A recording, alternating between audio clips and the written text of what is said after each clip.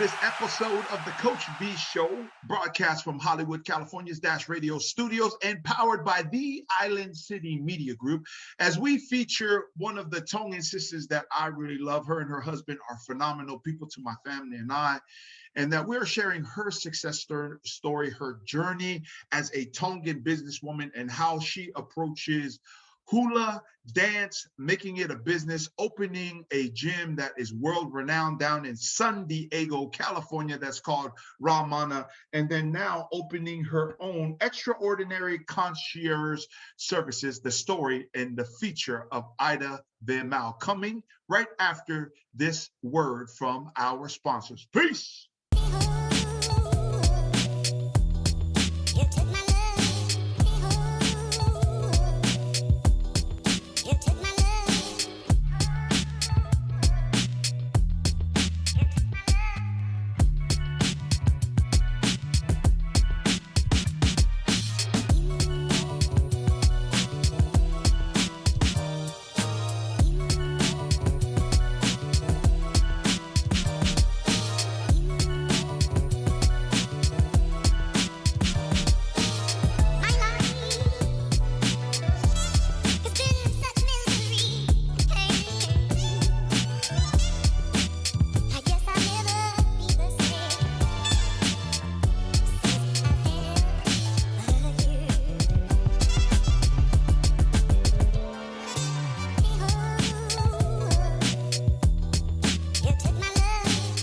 Welcome to the Coach V Show, your Hollywood radio show for personal development, with expert insights and interviews to help you, me, and we work to be our best and live our best lives.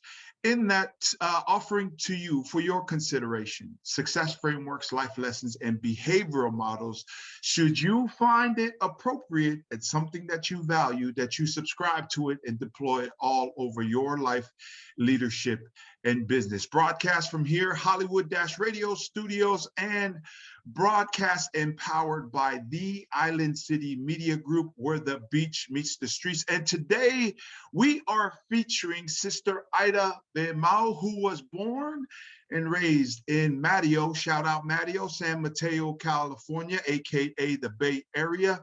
She's the oldest of 5 kids, and her ethnicity/background is Tongan and German. She attended Catholic school her whole life, played sports, and was an entertainer. Her greatest passion and love that she has made a professional career out of and is hula dancing. At the age of 27, she became a certified kumu teacher in teaching hula to men and women and children, and own a dance studio.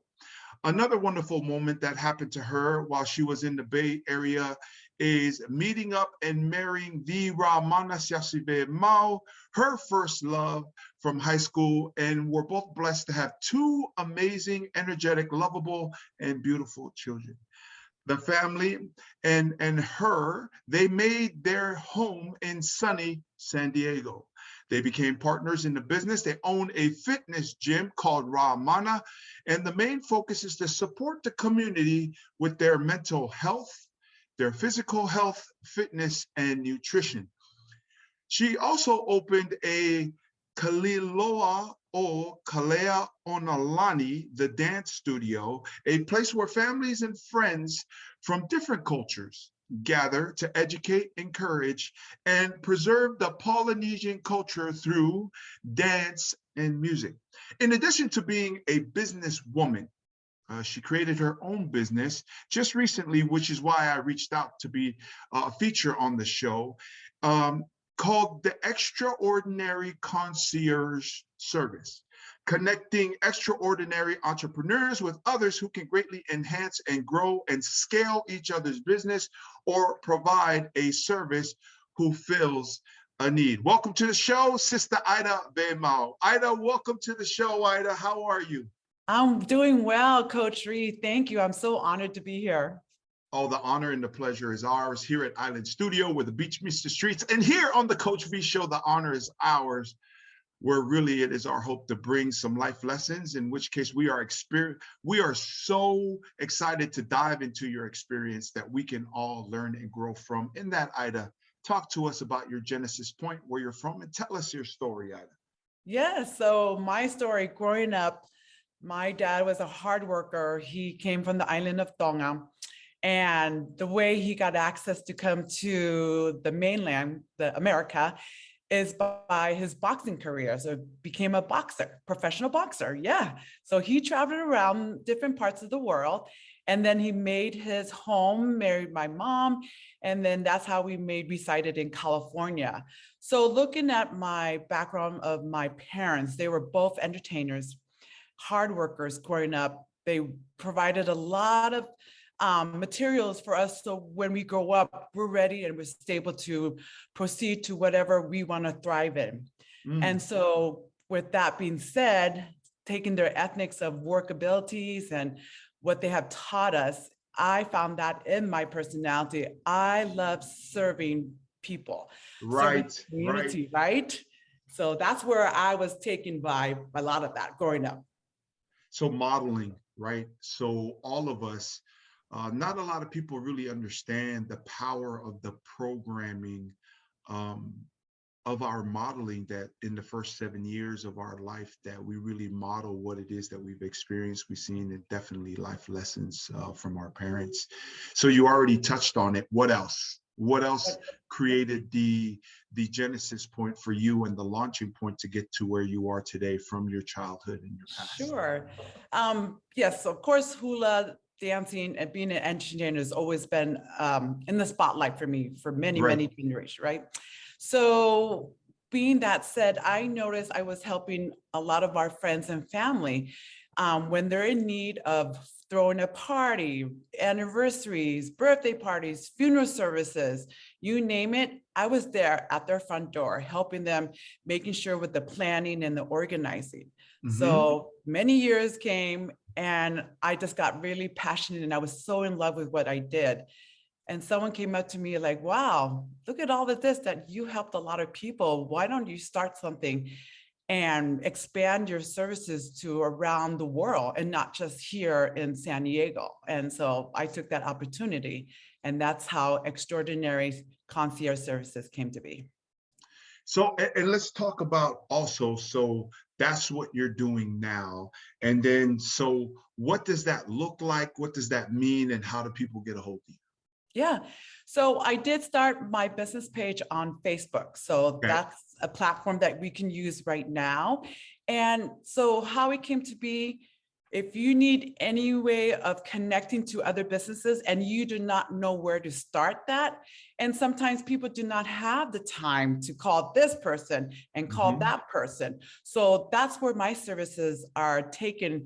I'd be able to make those connections with other entrepreneurs or businesses, and I work on referrals.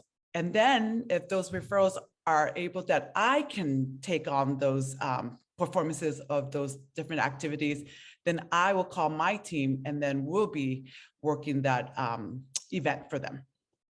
Yeah, and you and Chelsea have been really a linchpin and a pillar in the community, right down there in the 619 San Diego and abroad, because I see that you're in Mexico, you're traveling all the time, doing performances, networking, and really teaching what you love. Share with us, where did all that come from? So all of that started here, in the Bay Area, right? Right. So when we moved to San Diego, we missed it so much. So then that's when we started to open up and establish Kaliloa O Kaleoonalani. Okay. And a lot of students came from the islands. And when they came here, they had no outlet to continue the culture of dancing. And so that's how the Hala was established. Right. And we started to get noticed in different parts of the countries, in Europe, in Mexico, down in Australia, New Zealand. And so people started to reach out to us to come out there and maybe perhaps do a workshop, or even to kind of spread the word of how the island dancing and music is so powerful and how they can continue to share that in their country. And so we've been just traveling around and just sharing with everybody what's possible. And some of them did make their own schools. And so now they're continuing teaching it. Yeah, I love that, how you're spreading the Polynesian culture. Talk to us about how that looks like, because I've seen it on Facebook where, I mean, in Mexico, like they have a whole halal down there. Talk about the workshops and what you teach and train. Sure.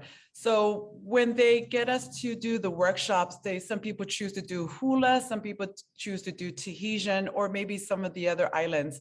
So they will fly us there, then we'll sit there and coach them for a whole weekend of just basics, giving them the fundamentals.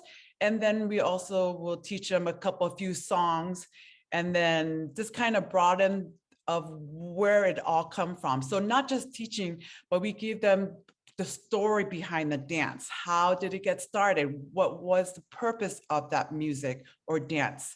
So there's a lot of education and knowledge, not just teaching them the dance.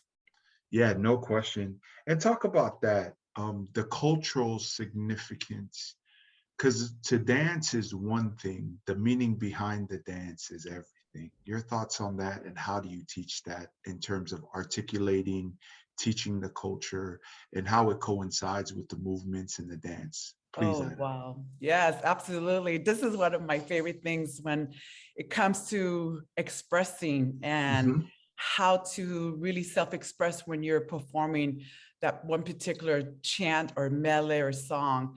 So to start it off, we have everyone kind of look at the words and the translations, and then who the song or the island it came the original from.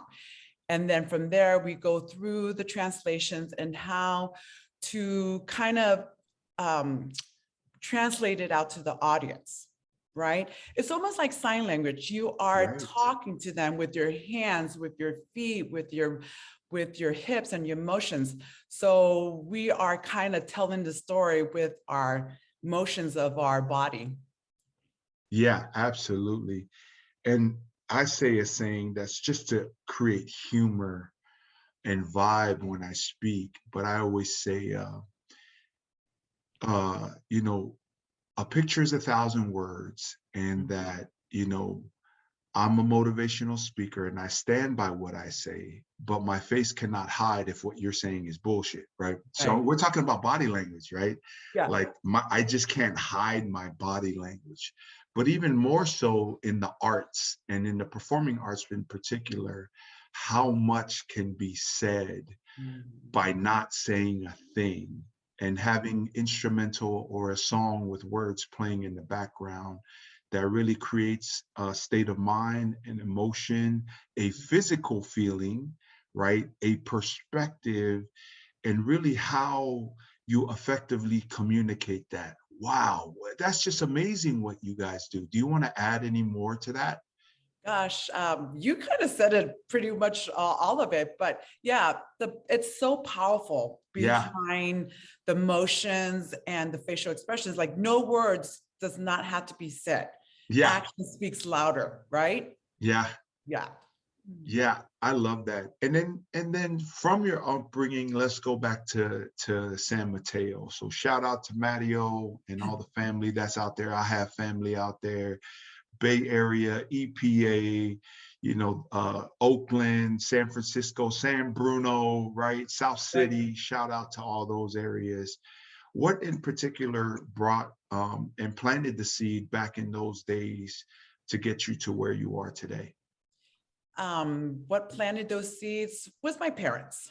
You know, like I said, when my dad was growing up, his family were such entertainers into music, into dancing, and so was my mom. And back home, you know, education was priority, and of course came sports. And if they weren't in sports, then of course they were entertainers. And so when my dad came to America through his boxing career, his first job was dancing at the Polynesian Culture Center. Okay. Oh yeah. And not many people know about this, but my dad was in one of the films that Elvis Presley featured out there, Hawaiian Paradise Style. Yeah. Yeah. Yeah. Remember that? Yeah. Yeah. And so when he made his home to California, both of my parents, they wanted us to continue that legacy of the entertainment life. Mm-hmm. And of course, we grew up learning the Tongan dance, but then they noticed it doesn't stop there. We need to continue a little bit more and expand into other horizons of the other islands. And so then that's when the Polynesian came into our life, doing Hula, Tahitian, Maori, Samoan, Tongan, Fijian, Rapa Nui, and the list goes on. And growing up, my parents saw that we were so passionate about it. They wanted us to continue doing that. And I didn't know I was going to continue doing hula dancing for a lifetime. And look at me, I'm still doing it. And then now my children are doing it. And then not only are they just dancing, now they're in the back of the scenes helping me teach class, run events, and also to continue this. And hopefully, I can retire peacefully and then they can continue the legacy that we created for them. Wow, that's awesome. Can we introduce your parents? Can you tell us? Because that's what all the Tongans are like. Hey, go hai. Whose daughter is that, right? That's the first thing. It's like, how come you got to ask, when I first started doing the show 2 or 3 years ago, they were like, hey, the first question when they're Tongan, we want to know who are their parents. You know how our culture rolls. Can we please introduce your parents, please, to the audience? Absolutely. So my father is Pauli Filipina Mahoney, and he is from the main island, Nuku'alofa, but from the town Maufanga. And my mother is from the island of Vava'u, another small island on the outskirts of Tonga. And her name is Salote Taueva. Her maiden name is Taufeteau. Taufeteau. Yeah, thank you for that. And in that, what would be some expressions? Because last week, we had Leroy Wolfgram on the show from the Jets, right? And his dad was like the driving force, and the mom. But he said particularly, his dad would have these like expressions. My dad did, my dad was like, and they all, my dad had this voice just like Leroy's, this accent, right? It's just like, the easy way is the right way, is what my dad would say, right?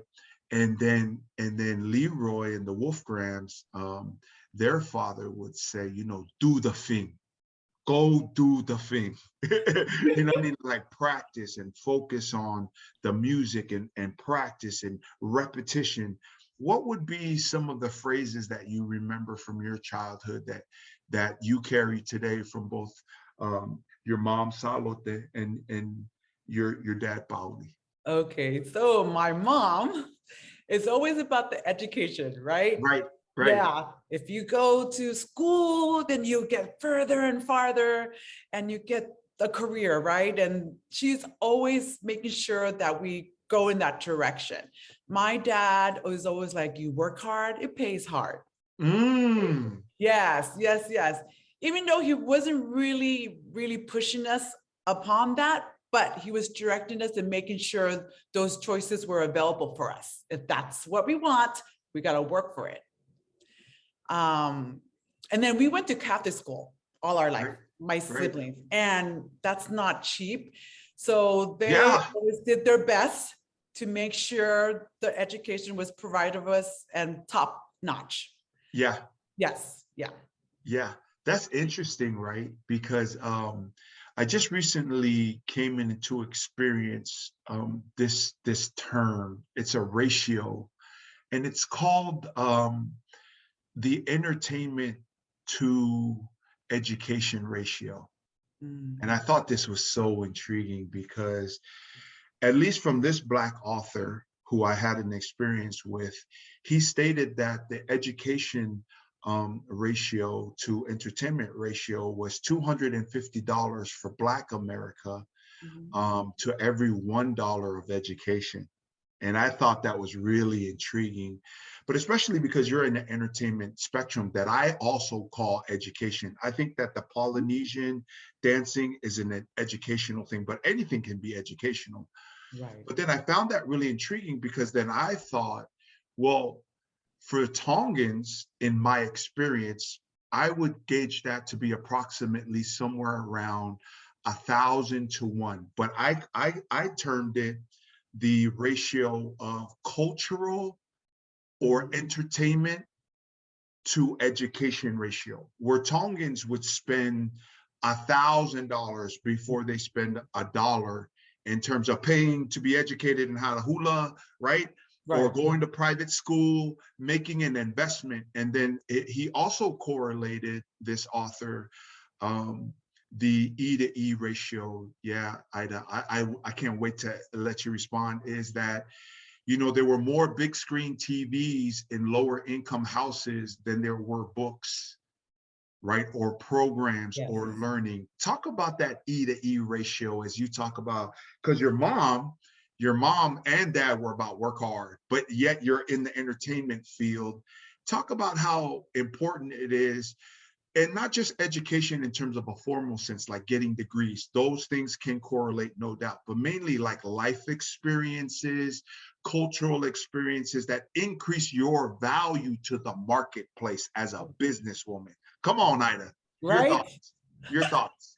Yes, yes. So in a way, yes, our parents will have dreams for us, right? And sometimes it doesn't work in that way or this way or whatever way. Right. My parents would say, do something that you know you're going to strive in and it's going to take you many places. Right. And so if you love that, then they say, go for it, do it. Don't do what everybody says in this world, right? You find an outlet that makes you happy, and then you are able to survive, but then it's also going to thrive your family and whoever in your community. And so my sisters, they got the education. They went far. They went to college and won PhD, so on and so on. Right. I took the other way. Right. I wanted to have fun, work hard, and be out there with people. Right. Right. Yes. But I still made it. I have my own businesses, and they look at me like, okay, she didn't go that direction, but look at her. She made something out of life. And not only out of life, but seeing the faces and the reactions that I'm helping people, that's rewarding to them. And it's rewarding to myself, to Salsie and my family, just seeing the results and the outcome of what we do here. Yeah, because you went and got the life education. Right. Right? Because knowledge plus without experience equates to nothing in the marketplace. Just talking strictly as a coach that coaches Fortune 1,500, 100 companies and very successful entrepreneurs, right? It's like, if the market sees value, you are going to earn what you work for. It doesn't ensure or guarantee anything, but you can earn it. Right? So whether that's through education or life experiences, anything else before we touch on, I want to touch on talent.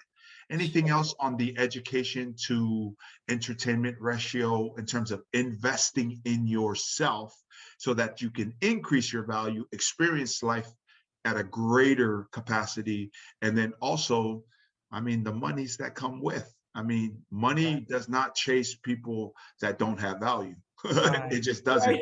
Your thoughts on that before we move on to talent, please. Right. You know, what I always tell people, like, money don't sleep. Money is all day, all night, right? Yes. But then there's another thing too, that I can walk away from it and still enjoy life and do what I always intended to do in life, which is travel. Right. And, you know, go out to different places and see where I can expand in my services. And so that's what I'm fortunate about of the life education that I chose upon, because I can pick up and go whenever I want to and still have a team here at home doing my work for me. And when I come back, boom, we're right back onto it. No, that's awesome. I love that. So I was wanting to talk about talent, but let's talk travel as you brought that up. I love travel. I love traveling for a bunch of different reasons. And I mean, um, my family and I really invest in that 3 times a year minimum, Right. and 1 time a month, just depending on the kids' school or sports activities. We'll do a 2-day trip to Monterey. I mean, that's the thing about California and the USA. There's never not a place that you could go and have a great time, eat good food, have an amazing experience, right? I love Right. how travel broadens my perspective and my horizon switches in terms of not only the food and the new places, but what's possible. And that these people here can do this, then I have an opportunity. And also the kids need to feel like they can go anywhere and make it happen. What are your thoughts on travel for you, Ida?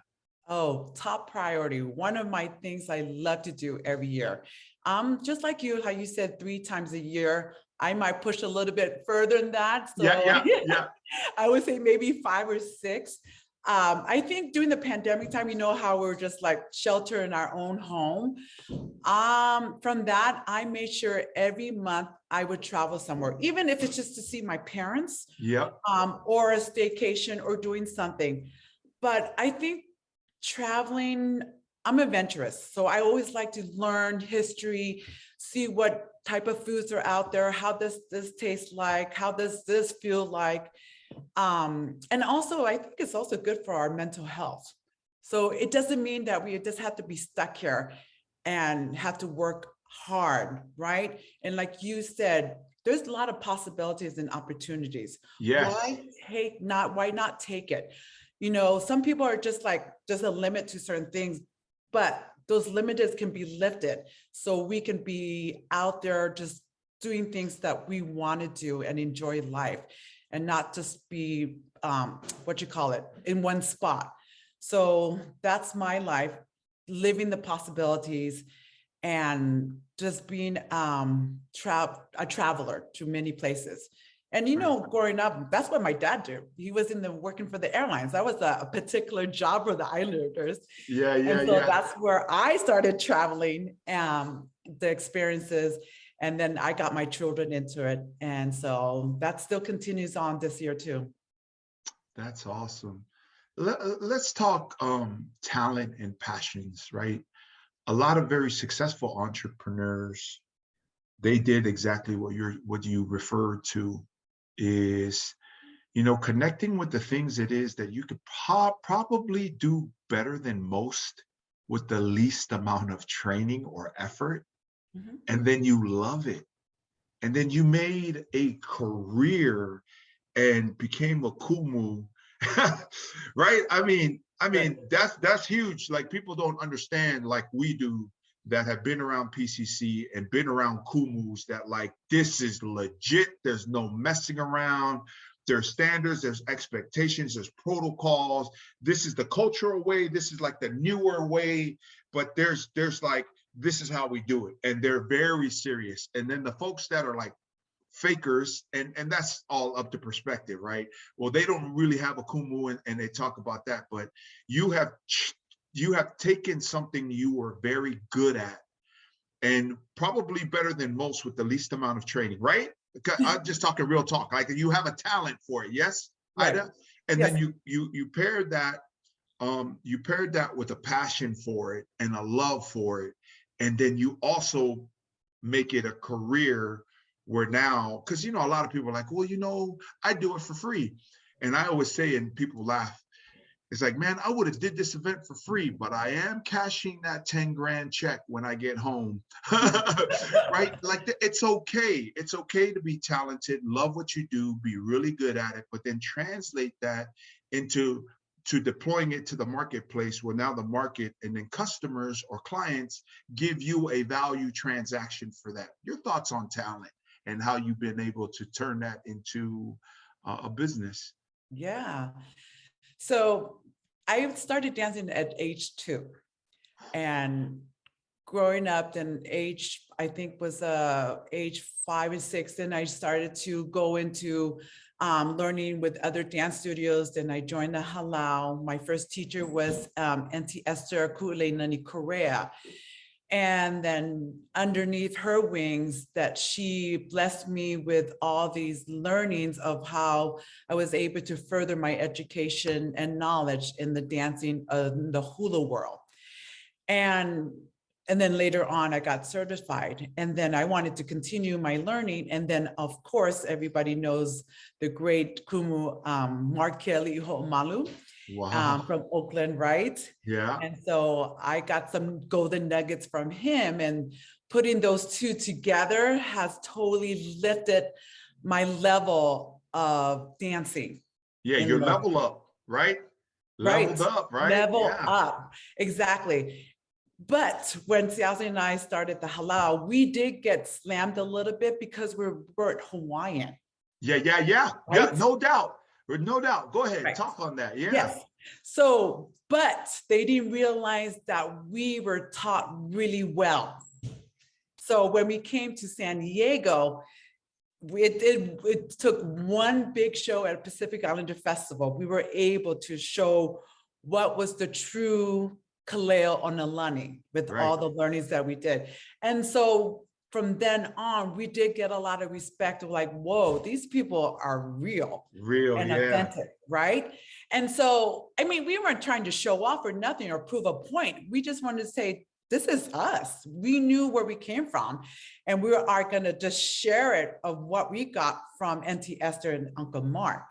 Yeah. And, you know, I guess the services, like you said, like, we get paid. Yes, it's an investment, but it's an investment that we are able to keep doors open, the dance school, the halal, so more people can come in, and then we can still kind of teach and share what's there for them that people don't know. So it's been grateful. Yes, we do get some lump change to make sure we have food on the table, but just to have people come in and dance their hearts out and so they can feel great about it, that's amazing to us.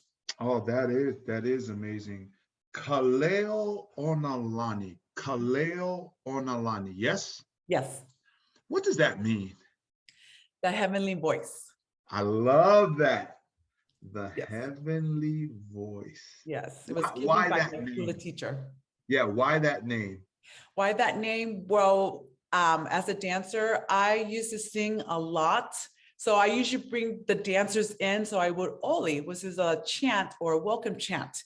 Right. And from that on, she knew I always loved to sing because I was in the choir, and then I would start singing with the bands.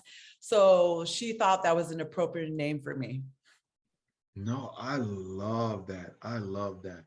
And then, so in that, starting from the name, and it's always amazing how people feel like because you're trying to act it's like something that you're not, like not being real, but the proof is in the pudding. Everybody can say whatever the hell they want, but when it's game time, what is reflected either in performance in business or performance on the stage, that's where your definitions come from in terms of, you know, what people might call validation or value, right? So how did it feel to overcome that? I mean, because right now, I mean, there's nurses that work with my my wife, that when Chelsea came on the show, they were like, "Oh my gosh, I used to dance for them in Hawaii." I mean, in San Diego, where I did all these Hawaiian numbers with them, and then now, like, you are a known halal on the West Coast, up there with Nono Sinong, all those. I mean, you guys meet in head-to-head competitions. You guys compete. How did it feel like to get on the other side of that? Oh my gosh, it's thrilling and it's exciting at the same time. I mean, just getting your dancers to see there's other opportunities and taking them to the next level of dancing. It's crazy. And we always have this thing, leave your sweat and your heart on the stage. So when you leave, all the imprints of your performance is left there. Like you really left a trademark. And, you know, awards for trophies from competitions. Me and Salsi do not go and receive the award. We send our dancers because they're the ones who did all the hard work. We just gave them something for them to deliver. And so we just sit back and watch them and smile as they go and receive their award, and to see the excitement and the expression on their face. So that's rewarding to us. Yeah, and it's so amazing because as a person who grew up in SoCal, seeing like Holaus like Nono Sinon, right? I mean, those guys are phenomenal, right? Right. And Volks and them used to kind of hang out with that crew when we were in high school, Voka and all those guys from Kontiki and that family, right? And then to see you guys like at Tahiti Fed, like, oh man, these guys ain't playing. Like these guys are in, right? And then talk about the awards and some of the recognitions that the Holau has received. And you don't have to be humble on the show, because the people that watch this show, that they want to know, right? You know how some people are like, oh man, they're boasting. Hey, come on. We're just here trying to share so that if someone else has a calling on their heart, that maybe this is something they need to engage in, to not just for the longevity of their life, but the width of their everyday experience. Come on, Ida. Can you talk about some of the awards it is that you guys have received and the competitions? Talk about that. Yeah, so many of the awards that we have received is from the well-known competition, San Jose Tahiti Fest. Yep. Right. So we did some group competitions, and then we have also solo dancers. So, and then the hula competition that we always love to attend yearly is Yaoe Ekala in Pleasanton in the Bay Area too. Yep. Yeah. So competing with a lot of groups that I used to dance with when I was younger, and now to see them have their own dance group, gosh, I mean, it's so blessing when we have rewards, because we know like, wow, we work so hard. I know where my passionate, my learnings have came to be, and where it's like accumulated, like, wow, this is it. But when we train our dancers, and I'm being humble about this, like, we don't want them to see it's moving forward because we want to achieve that trophy, right? We always tell them like, look, a trophy is there and it's just to show proof, yes, we did. But all it does is just collects dust on your shelf, and it's just there as a memory, right?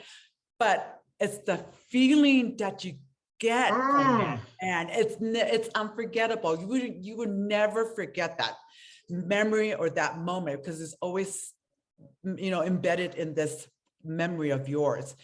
And so that's something we teach our students. Just is not about the winning or the trophy. It's about the satisfaction and what we leave the audience with. Oh, right? I love that. And I love how both of you and your family roll, because I feel like we're like that. And it comes from a poem. I want to know your thoughts about this poem. It's called The Master in the Art of Living, right? Because the master in the art of living makes little distinction between their work and their play, their labor and their leisure, their information and their recreation, their love and their religion. They do not distinguish which is which. They simply pursue a level of excellence in all that they do. And they let other people decide whether it is that they're working or if they are playing, because to him or her, and to you, me, and we, Ida, we are always doing both. Come on, Ida. What do you think about that? Always doing both. That is a big yes, and definitely, yeah. The excel into everything that we do in life is there, right? But there's never an ending, because we always strive for the best and the best. So yes, we can practice all we want, but guess what? There comes a new moment in time. Guess what? We got to step it up again. Yeah, a new thing to do, a new dance, a new book, or new whatever it is. So there's never a moment that you're always going to be reached. Oh yes, I did it. There's always room to grow in. Oh, that's a great one, because I mean, it's the one thing is to get in and be accepted. And then there's another part where now you have reset your horizon, your standard and expectation to being a champion. And now that you're champion, now people look at you different. They expect it. So then now you have to bring in new moves, new dances, better dancers. You're always looking for better talent. And people are like, man, but I've been here for so long. How can you try to replace me? Because that's how life, leadership, and business goes. Everything has a time limit and an expiration date. We are always trying to get better. Some people, they collapse under that pressure. How have you been able, and Celsi, and everything that you've done, just by resetting and achieving such a high mark, but now replicating it and taking it incrementally to the, because to go from terrible to good is like that big, and it's a long ways to get there. But then after you reach a championship level, it's incremental. Like if you're lifting and you never ran a mile, your first mile is going to take you a long time. But then once you get to a certain level, to add a little bit more weight gets harder. Once you get 400 pounds on the bar, you know what I mean? Right. Then it's just like you're no longer adding 40, 50, 100-pound incremental progress. Now it's like minimal. Come on, Ida, talk about that. How hard has it been to now you've reached this expectation and excellence to continue to replicate that? Right.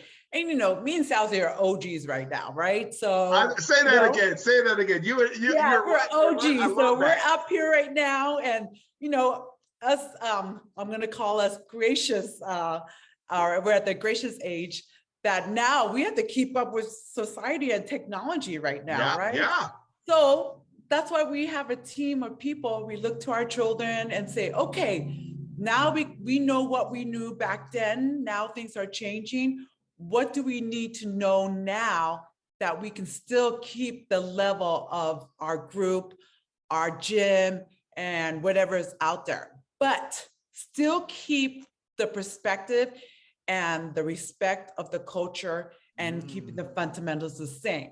Yes. But the thing that comes into it is the creativity, right? Say that again. Say that again. What is it? But you can totally create from your hands and your expressions and still give a performance like full force, right? Yeah. So yes, we look to our young ones to help us to make sure we are still at the level where Kaleo should be. Yeah, I love that. Because there is a demand for innovation and creativity, but it needs to be rooted in cultural relevance, appropriateness, and respect. Yeah, Ida, what are your thoughts on that? Oh my God, definitely. I know some, like you said earlier, some people, Joe, Mary, or whatever, think they just learned a song in a workshop, and all of a sudden they want to be Kumu's directors, right? Yeah. But not knowing the sweat and the hard work that goes into all that. So, gosh, there's a lot of work that goes into it and keeping that level of grace, but remembering to keep that level of respect from the island that you're representing, because that would take you many places. And I know a lot of people try to get, how you say it again, like high maka maka. We said like really up here, but literally just make sure you maintain yourself and your humbleness, humility. And if you can do that, people can still see you in many, many ways of upbringings, right? Yeah, because I would say that when I train speakers on how to speak on a high level is, at first, when you perform, where it's very similar but distinctly different, performing on stage, doing hula or a cultural dance, and speaking, that your confidence has to carry you at first. But once you match your confidence with your competence, come on, Ida, with your knowledge and your experience is competence, your ability to perform and execute and deliver on a high level. When that competence actually matches the confidence that you have to have when you've never done it before, amazing things happen. Because that's what you're talking about, because people will judge you not just off of a one-time performance, but a consistent. They won't just judge you because if it's perfect, but consistency. Your thoughts on that, Ida? Competence and confidence, right? Come on, Ida. When we go out there and we're out in public and with people, it's the way you bring yourself to them, right? How you present yourself. And that's where they remember you, right? So the presence of how you appeared in front of them, in front of their eyes, that's the appearance that when you leave, they're going to remember that moment. So whatever you're delivering to them, the message that you're trying to get across to them, that's something that they would take home. And then like maybe 5 years later, like, hey, do you remember Ida? Or do you remember that performance Kaleo did? That will still be stuck with them. So, and I always tell people, look, when you go out there, be ruthless, compassionate about what you're doing and be unstoppable, right? So, and be unleashed in what's possible of what you're trying to do in front of others. Yeah. That is absolutely amazing. For those of you that are just joining us, welcome to the Coach V Show, here powered by Island City on Dash Radio Studios platform from Hollywood, California. We are on with the Ida Veimau, who is just talking about her journey, what she's doing with the halal. Let's talk about what your other business venture is before we get to the new one. Again, you've already mentioned it, but talk about the RAWMANA Gym, the ownership in that. I mean, it has been a hard pandemic on everyone, but gyms in general have basically just stopped. A lot of restaurants have stopped, because you need people to be there and present to be able to run. Yet RAWMANA is still thriving. And even during COVID, because a lot of your guys' space and then the relationship you have with the person that runs your where your land and where your business is at, they give you like free roam, right? So like a lot of it is outdoors already. It already was set up that way. Talk about owning RAWMANA, the fitness, actual brick and mortar store, the challenges as a businesswoman in running the day-to-day, and really starting of it to where it is today. Yeah, exactly. Yeah, I mean, we are so fortunate that we have an outdoor space that we were able to still run RAWMANA during the pandemic, right? Yeah. And of course, we used the other platform of FaceTime and Zoom. So that was great too to have. But there's a lot of people, they rather do it in person. And I get it. I totally get it. Yeah. So RAWMANA, it's out of the ordinary of what you will find in the gym. And the creator of RAWMANA is CLC. So his passion was always in the fitness world. Yeah. And entertainment was there right next to it. But he wanted to have a space of a place where people will find something that they know it was not possible for them to do.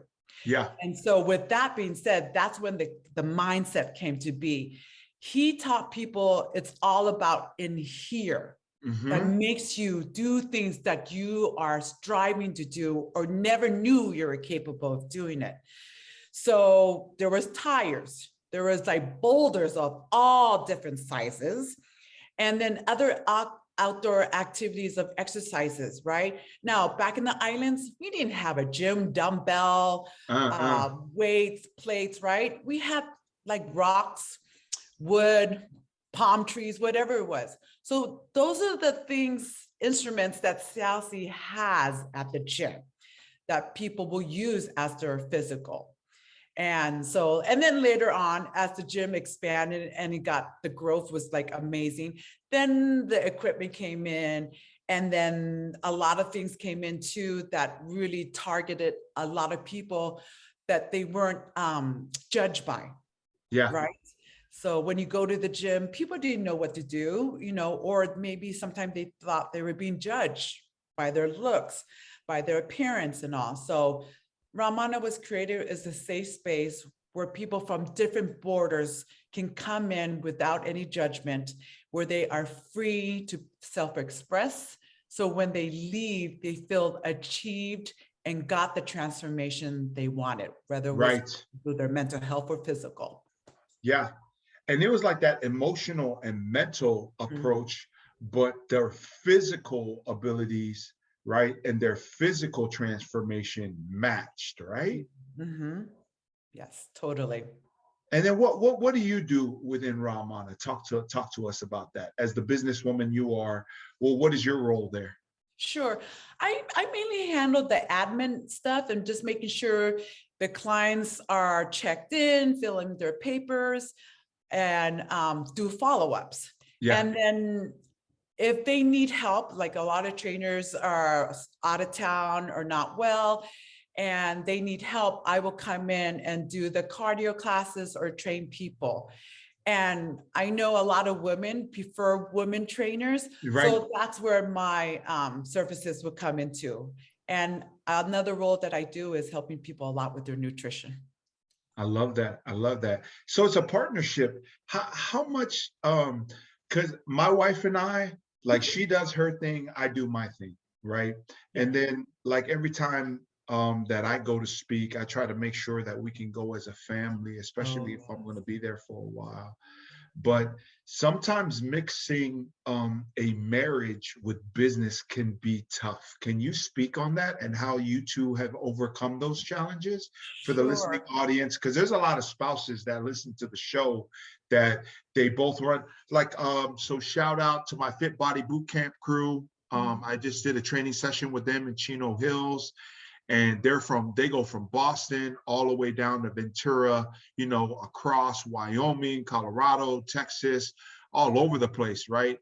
And a lot of those couples do that business as a couple, and there's certain strains on the relationship. Can you talk about how you two have been able to overcome those challenges as business owners? Yeah, I mean, it's there, right? There's moments like sometimes we're both chiefs and Uh, none of us would step back, but we built it in, we created a way that we can still be workable, mm, and then we'll see eye to eye and never back to back, right? uh, And so what it is, like Salsy's out there with the people and I'll be working the back end, right, right? And making sure things are run well, and he'll be the people person and I'll be the back end making things work for right, each other. And sometimes the roles have to be switched because right, right, right. my skills will be better at this, and then he'll sit back and do whatever he needs to do. So we found what we were better in ability wise. Like I was better here, then I would take that on. He was better here, and then he would take that on. And there's a moment that we always like have a friction, then you know what? Communication would have to be done. And so open communication was really strong. And then we always checked in with each other weekly to make Yeah. sure everything was right and done. And if we needed a timeout, we would take a timeout. Talk about the timeout. What does that mean? Timeout. Yeah, it's just, we said day off. Yeah, let's take a day off. If we need a weekend just to get away, just to reboot and regenerate all the cells in our body. So come Monday, boom, we're ready to go. So yeah, so we still continue those little moments of like, let's get out, take a time out. We have a team of people who we trust and can handle this. So those are the moments that we cherish. And then we know that we always come back to home, our second home. Yeah, that's awesome. And then really like the line of people that have come through your doors, both as dancers and people that were on your staff that now have gone on and doing their own thing. Yes. How fulfilling has it been to see that the people that have come through your doors, that you've equipped them, and it is what it is. Growth is growth, right? People come in and people leave. Not everybody's meant to stay in your life forever. As a business owner, how has it felt to see other people move on and taking like what you have from the Bay Area in the hula, but both in the gym and hula and the dance and the entertainment, and now are thriving and doing their own thing and helping other people? How does that feel? Oh my God, it's so heartwarming. And it's just like your own kids, right? You see Right. them dance with you, you see them work out, and then you send them off away. And now they're so grown up to even, live their life too. So it's so heartwarming and blessing just to see what we have given to them. Now they're taking that on and to continue the success that we have taught them, that they're willing to continue that legacy for us. So like Kalani Taula, now he's now opening in his own gym in the next Yeah. couple of weeks, right? Yeah. And there's other dance teachers also that were under our wings. Nikki, who's in Hawaii right now, but her group is up in Monterey. Yeah. And there's Aime and Araceli in Tijuana, and you know, many, many more. So we're loving what the seeds that we have planted, and now they're taking on and building their own garden and then planting more seeds there, right? Yeah, no, that's absolutely awesome. In that, thank you to everybody for tuning into the Coach V Show. We have gotten to the segment of the show that we're going to have Ida just talk to us about three things. Number one, what is her message to the world? Number two, what are the current projects that she's working on, along with her concierge business that she touched on the beginning of the show, and then her shout outs. Let's start with your message to the world, Ida. What is that? Well, my message to the world is every day, create something for yourself that you know that you're going to be moving forward. Never have someone stop you. Never leave yourself in the shadows. Be out there with people, or another word that we say, be on the court, be unstoppable, and be a person that you wanted to be, and not have somebody else identify you with that. You be who you want to be. And if it's somebody successful, if it's somebody, a proud mother, a proud coach, whatever it may be, it's okay. Live life to the fullest, and gosh, live and breathe it. Yeah, I love that. What a great message. I mean, it's so hard. In terms of what I teach in empowerment, Ida, right? I really feel that a lot of people are waiting for permission from other people. Right. Let me say that again. Come on, Ida. Do you agree? Like, I really feel like a lot of people are waiting to be given permission versus granting themselves permission and authority to become and achieve what they want in life, leadership, and business. Your thoughts on that? Your thoughts on that, Ida? Come on. Guilty. I'm guilty. Right? I was too. Yes, right? Very true. It's in growing up in the Tongan culture, right? It's the men that leads. It was their role. So that was me. I thought I needed permission for anything, for everything in life. And I noticed where it left me. It left me of not being noticeable. I was just known as Sia's wife. Right? Right. And which I was okay, but that was me. That was my fault. I just said it was okay. Until I knew, like, wait a minute, I helped build him. I helped build that. I was a part of all the planning and all this stuff. And that's what I speak on the shadows. I was always his shadow. Guess where I'm at now? I'm on the mic. Right. I'm out in the front. I'm actually side by side with Cialci, doing the things that we both love to do and being out there with people. That is phenomenal. That is phenomenal. And then, so talk about your current projects that you'd like to share, and how can people get a hold of you for your services? Please share. Sure. So you can find me on Facebook. You can look under Extraordinary Concierge Services, or just under my name, Ida Veimau, on the business page. I'm here to help people just have an outlet for them, to help them look for their services in whatever they need, in planning, in hosting, or even maybe needed something like plumbing, yard work. I'm in that kind of service of helping people look for things, and then helping other local businesses in your community, helping them funnel more clienteles and helping them build residual income and hopefully growth in their business.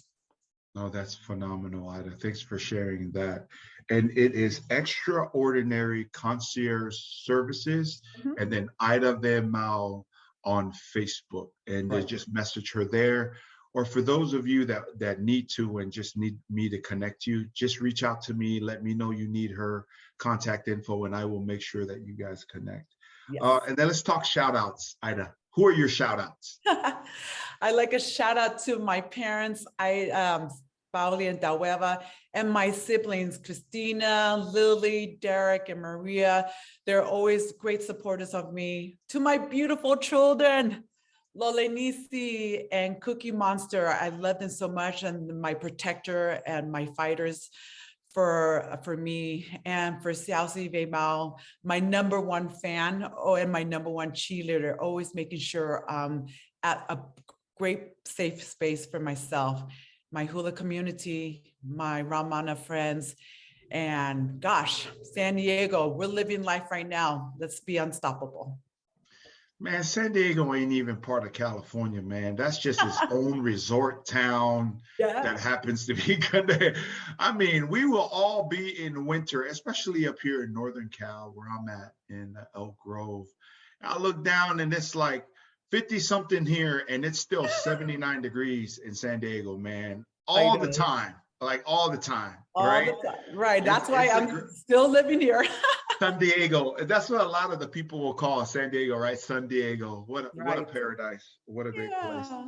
In that, we have gotten to the part of the show. We have a couple of minutes to really put Ida Veimau on the Coach V hot seat.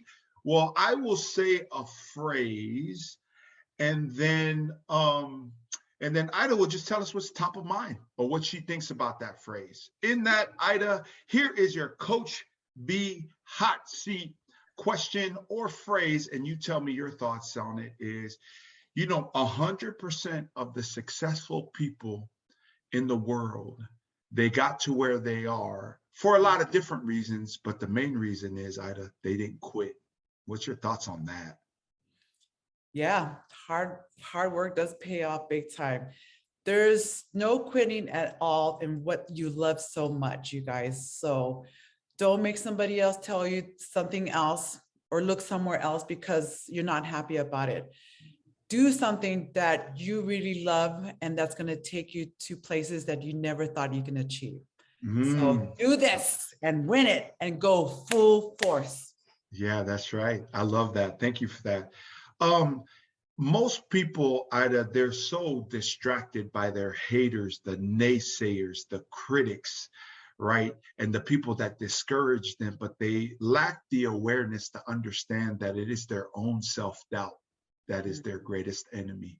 Your thoughts on that, Ida? Yeah, I think it's time to make new friends or new people right now, Yeah. If it doesn't serve you, then you know what, get out of it. Find something or someone that will help support you and just totally lift you off your seat. Yeah, and even more so on that note, Ida, that talk to the people about how you've been able to overcome your own greatest enemy, your own self-doubt, right? That's really hard to do, right? What is that, and how do you do that, Ida? I did a lot of personal and self-development. I found things that will help me get out of bed and continue doing things that I'm so passionate about, and maybe find a group of people that you can vent to and talk to, but they're not there to give you advice. You're just there to just let it all out. And then they're just going to turn around and say, well, what can I support you with?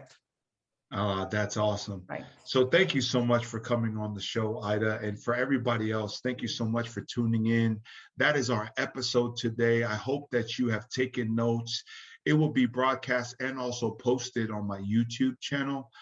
So you can find that there at Coach Viliame, as well as the Coach V podcast on Spotify that releases tomorrow. That is powered also by Island City. And from Ida and I, just know that it's just not for the sake of success that you watch, and that we are here just to share with you our experiences. Should you find value, that you subscribe and deploy it into what you do in life, leadership, and business. But really, it's for the sake of being your best. In doing so, you realize the best of your abilities, and that everything that you dream and work for can be achieved. This is how this success coach and your girl, Ida Veimau, who's a serial entrepreneur down in San Diego, this is how we live, all about faith and family. Grateful for God's amazing grace. Thank you all again for tuning in here on the Coach V Show, powered by Island City. Thank you to Ida. Shout out to my boy Xiaoxi and the RAWMANA crew and the Kaleoonalani Holau down in San Diego. Until next time, it's your girl Ida, your girl and your boy Coach V. One love, mad respects. Live it. Peace.